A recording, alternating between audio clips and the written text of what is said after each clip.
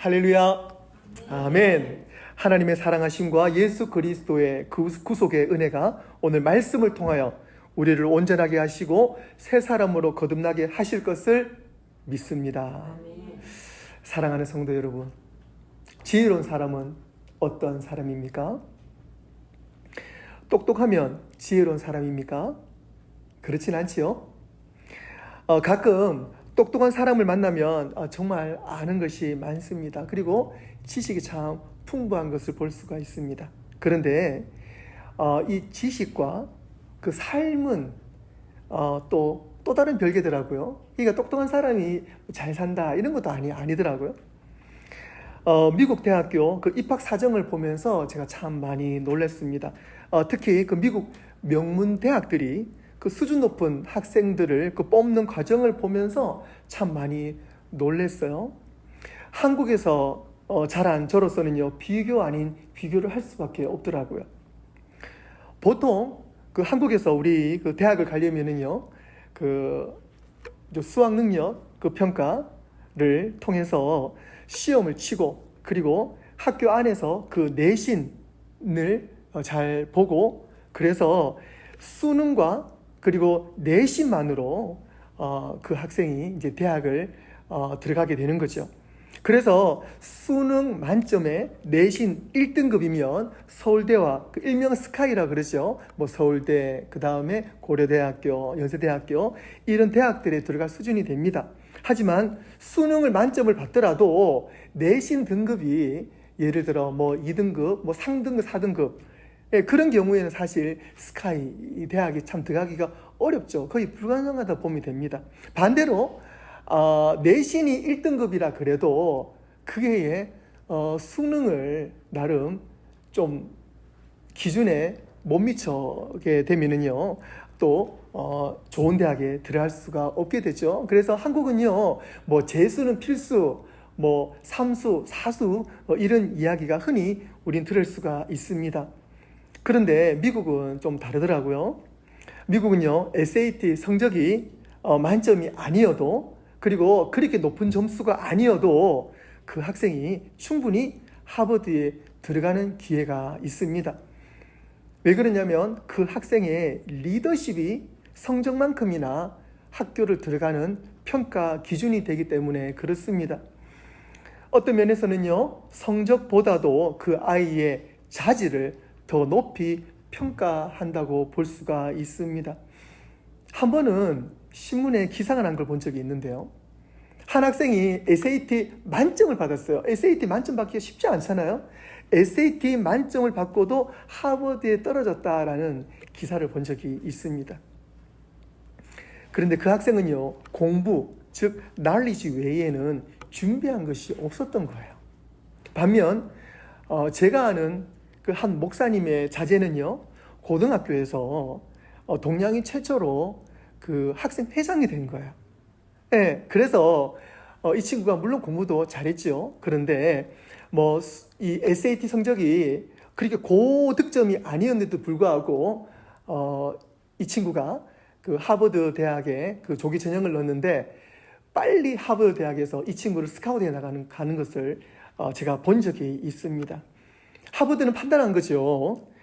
그 아이를 하버드에서 잘 가르쳐서 하버드의 이름을 높이고 사회에서 덕망 높은 리더십으로 자랄 충분한 소지가 있다는 것을 판단한 겁니다. 단순한 지식이 아닌 그 지혜의 파워와 리더십을 높이 평가한 예가 됩니다. 사랑하는 성도 여러분, wisdom, 지혜란 무엇입니까? 여러분은 지혜의 사람입니까? 인 줄로 믿습니다. 아멘. 성경에서도 예수님을 가장 먼저 찾아온 사람이 바로 지혜로운 사람이었어요. 우리가 잘 알고 있는 동방 박사들이 그런 사람들입니다. 영어로 the wise man이라고 하잖아요. 지혜자. 그리고 한문으로는 현자라고 합니다. 그러니까 세상의 그 모든 이치를 꿰뚫고 있는 사람, 현자라 그러잖아요. 그런 사람을 이제 와이즈맨인데 그 동방 박사들이 가장 먼저 예수님을 찾아왔다는 사실입니다. 수많은 별들이 있는데 그 별들 중에서 예수님을 향하는 한 별을 알게 됐습니다. 그리고 그 별을 따라왔고 그 별을 따라온 사람들이 바로 와이즈맨, 지혜자들, 그리고 동방 박사들이었습니다. 무엇이 진짜인지 가짜인지, 무엇이 옳은지 옳지 않은지 구별할 줄 아는 것이 바로 지혜로운 사람입니다. 우리는 예수님을 가장 먼저 만나야 할 줄로 믿습니다. 동방 박사들처럼 가장 빛나는 별을 따라서 예수님 만난 것처럼 우리는 말씀 속에서 가장 빛나는 예수님을 날마다 만나야 할 줄로 믿습니다. 예수님을 만나는 것, 그것이 지혜의 근본임을 잊으시면 안 됩니다. 우리는 더 와이즈맨입니다. 할렐루야. 아멘. 예수님을 만나 우리의 삶이 180도 변해야 할 것입니다. 예수님을 통해서 우리는 진짜 구별할 줄 아는 참 지혜로 이 시간 거듭나야 할 줄로 믿습니다. 이솝우화 중에 Wolf in Sheep's Clothing, 잘 알고 있죠? 양의 탈을 쓴 늑대의 이야기를 우리가 어릴 때 한 번쯤은 들어봤잖아요. 배고픈 늑대가 있었어요. 이 늑대가 꾀를 냅니다. 어디를 가냐면 양이 있는 양무리 안으로 들어갑니다. 어떻게 들어가냐면 양의 탈을 주워가지고 양의 탈을 쓰고 양무리 안으로 들어가요. 그리고 들어가자마자 그 목동이 그 양무리를 저녁에 문을 닫습니다. 그래서 그 속에서 양의 탈을 쓴 늑대가 아주 정말 편안하게 그리고 맛있게 양들을 잡아먹습니다. 그런데 그리고 난 다음에 얼마 지나지 않아서 목동이 다시 와요. 그 다음 날 쓸 양을 잡기 위해서 양을 찾습니다. 그런데 양의 탈을 쓴 늑대를 양이 늑대인지 모르고 그 늑대를 잡아서 그 다음날 요리를 하는 그런 이야기입니다. 양의 탈을 쓴 늑대의 교훈이 뭡니까? 양의 입장에서 보면은요, 가짜 양, 즉 늑대를 못 알아보고 잡아 먹혔다는 것입니다. 그리고 늑대 입장에서는요, 내일 죽을지도 모르고 그는 나쁜 판단으로 양무리 안으로 들어가게 된 것입니다. 그 이솝우화가 대부분 이제 민담에서 이제 유래가 하는데요. 출처가 불분명합니다. 그런데 방금 나눈 이 이야기, 양의 탈을 쓴 늑대 이야기는요, 사실 성경에서 유래했다는 이야기가 지배적입니다. 그 사실을 우리가 증명하듯 오늘 우리가 읽은 그 본문 말씀 앞절에 보면은요, 마태복음 7장 15절에 이런 말씀이 있습니다. 예수님께서 산상 설교 가운데에 마태복음 7장 15절에 거짓 선지자들을 삼가라, 조심하라는 거죠. 양의 옷을 입고 너희에게 나오나 속에는 노략질하는 일이라, 늑대라는 것이죠. 사랑하는 성도 여러분, 어느 때보다 혼탁하고 어지럽고 하나님의 법을 무시하는 세대를 지금 살아가고 있습니다. 이런 불균형 세대를 살아가는 우리에게 예수님은 분명한 영적인 균형과 분별력을 가질 것을 제자들과 그리고 모여있는 청중들과 그리고 지금 우리 교회에 요구하고 있는 것입니다. 그러시면서 이 세대를 살아가는 길을 우리에게 분명히 제시해주고 있는 거지요. 마태복음 7장 21절 말씀에 나더러 주여 주여 하는 자마다 다 천국에 들어갈 것이 아니요 다만 하늘에 계신 내 아버지의 뜻대로 행하는 자라야 들어가리라. 우리 모두는 복음의 사도이며 복음의 증거자가 되어야 할 것입니다. 그러므로 우리에게 이 마지막 세대를 살아가면서 예수님은 우리의 믿음이 견고해야 한다라고 분명히 말씀하시는 것이요. 본문은 오늘 읽은 우리 본문은요, 두 집을 비교하며 설명해 주고 있습니다. 두 집이 있는데 하나는 기초가 없고 하나는 기초가 튼튼하다고 하잖아요. 이 두 집은요, 겉으로 보아서는 똑같습니다. 하지만 기초가 없는 집은 비와 바람과 홍수가 닥치면은요 무너진다 그랬어요. 근데 그 무너짐이 더 심해진다 그랬어요. 그리고 기초가 튼튼한 집은 이 모든 힘을, 이 모든 풍파를 견뎌내고도 남을 정도로 튼튼한 집이라 그랬습니다. 그래서 무엇이 중요하다고요? 기초가 중요합니다. 참 신앙인의 삶은 기초가 튼튼한 삶인 줄로 믿습니다. 기초가 무엇입니까? 우리의 기초는 말씀 되시는 예수 그리스도입니다. 기초가 튼튼한지 허술한지, 예수를 온전히 붙잡고 있는지 붙잡고 있지 않는지 시험 받기 전에는, 우리 인생에 어려운 풍파가 오기 전에는 그것에 대해서 쉽게 구별하기가 쉽지가 않습니다. 하나님은 시험을 통해서 우리 신앙을 돌아보게 하십니다. 만약 혹시 지금 힘든 과정 가운데 계신 분이 이 자리에 계시다면 예수님만 붙잡으시고 예수님이 진정한 반석 되심을 믿으시기를 바랍니다. 주님이 우리의 반석 되신다면 우리는 결코 무너지지 않습니다. 예수님께서 24절과 26절에 기초가 되는 심지, 그 기둥에 대해서 말씀하시는데요. 한 번 더 보시겠습니다. 24절, 26절 우리 함께 읽겠습니다. 시작! 그러므로 누구든지 나의 이 말을 듣고 행하는 자는 그 집을 반석 위에 지은 지혜로운 사람 같으니, 나의 이 말을 듣고 행하지 않는 자는 그 집을 모래 위에 지은 어리석음 같으리니. 아멘. 이 말을 들을 때와 듣지 않을 때, 즉 오늘 기초가 무엇입니까? 그것은 나의 이 말을 듣고, 26절에 이 말을 듣지 않고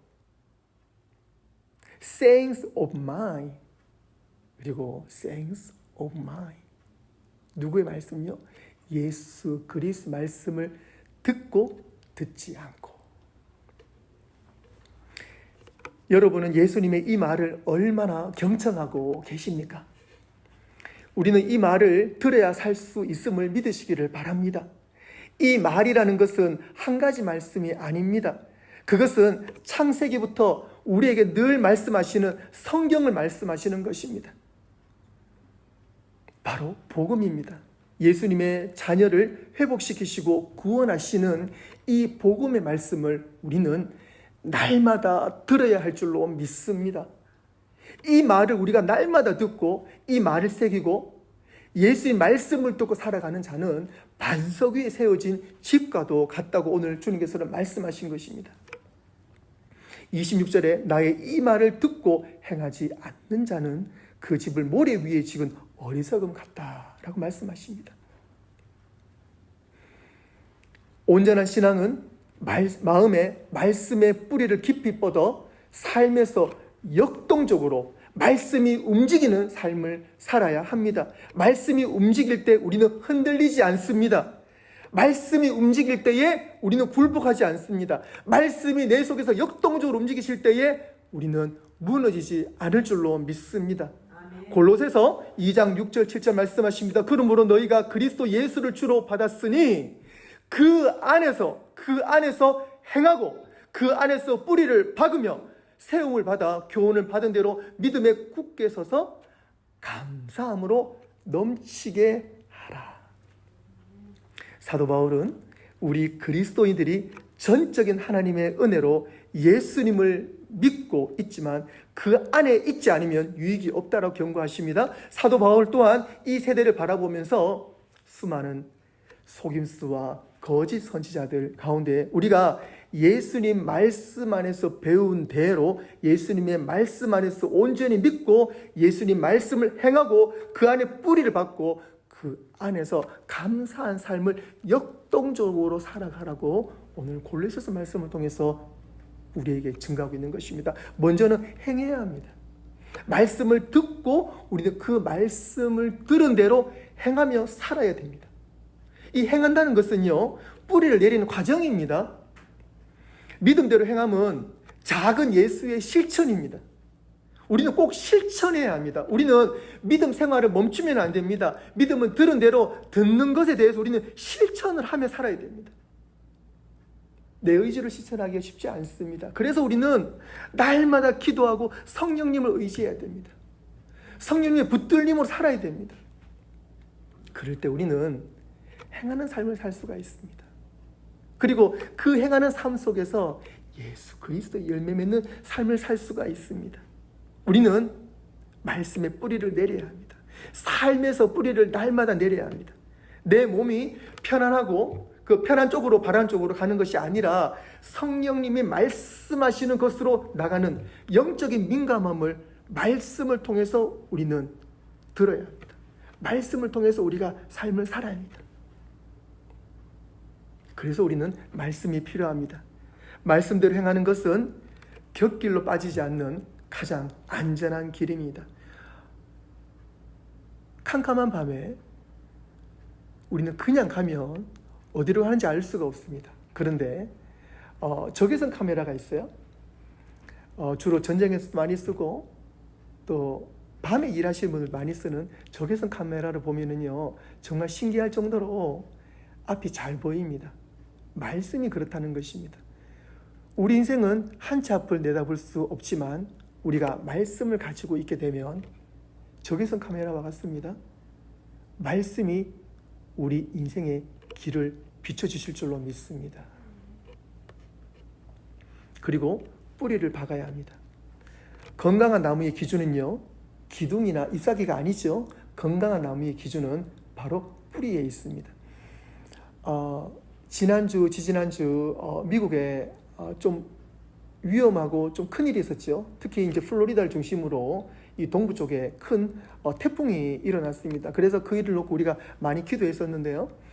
감사한 것은 지난주에 100년에 한 번 찾아올 수도 있는 아주 그 무서운 태풍이 그 플로리다 템파 쪽으로 온다고 해서 기상캐스터가 울먹이면서 그 보도를 한 거 저도 본 적이 있는데, 그거 놓고 저도 기도했었고 많은 분들이 기도한 줄로 압니다. 다행히 큰 피해가 없이 지나갔었는데, 이처럼 우리가 미국에 태풍이 오게 되면은요, 우리 지역도 태풍이 가끔 이제 온 적은 있습니다만은 태풍도 위험하지만 특히 위험한 게 큰 나무들이 위험했잖아요.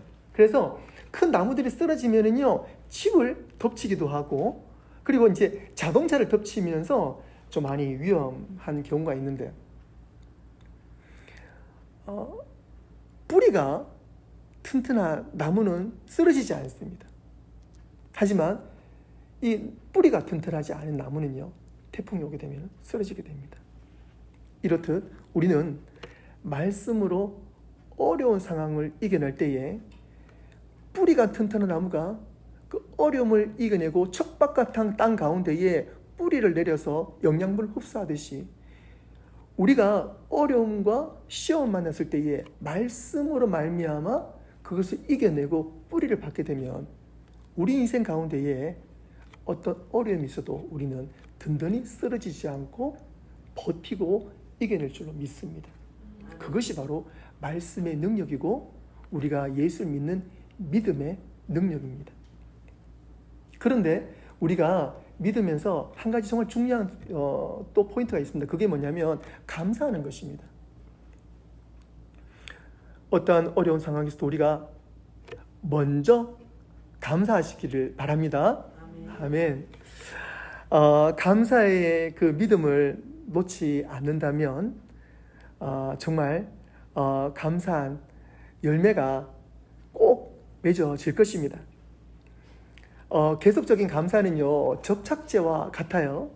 그러니까 감사가 계속 우리의 입술에서 먼저 나올수록 우리의 삶이 계속 감사로 이게 계속 붙어 있는다는 거예요.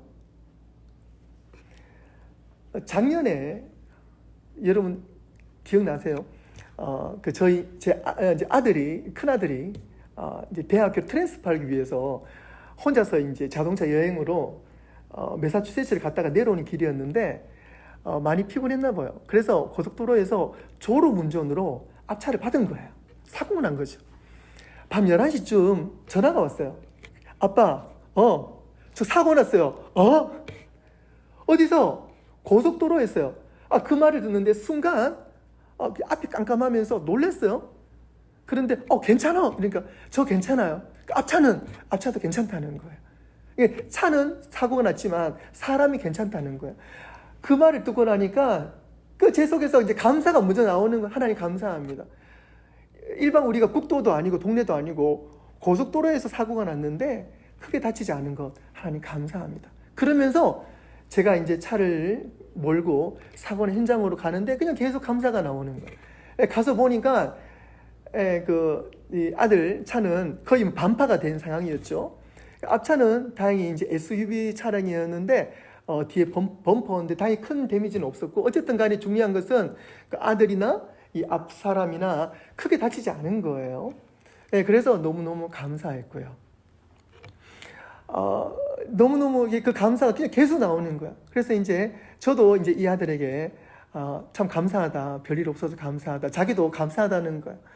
또 걱정된 것은 그 큰 사고 있고 난 다음에 그 사고가 트라우마로 남는 것이 아니라 본인도 아직까지 그 사고로 인해서 참 깨달은 것도 많고 또 감사하기도 하고, 그래서 트라우마가 아니라 감사로 지난 사고가 남아있다는 것에 대해서 저도 더불어 또한 감사를 했습니다.